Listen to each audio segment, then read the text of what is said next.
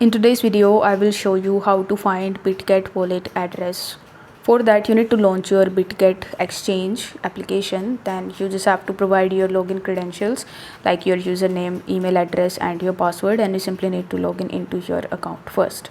After that, you just have to simply tap on this square icon in the top, and here in the top you will be able to see your UID number, which is the ID that you can use in order to receive your cryptos from any other Bitget user. So you can use this UID as your Bitget wallet address.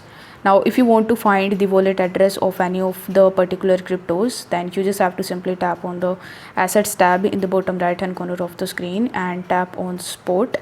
Over here you just have to simply tap on the add funds option and select the deposit crypto option.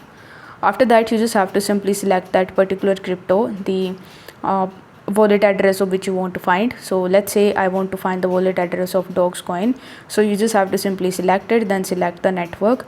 After that, it will show you the QR code as well as the deposit address, which is your wallet address and which you can use in order to make the deposits and make the transactions on Bitget. So thanks for watching this video. I'll see you next time.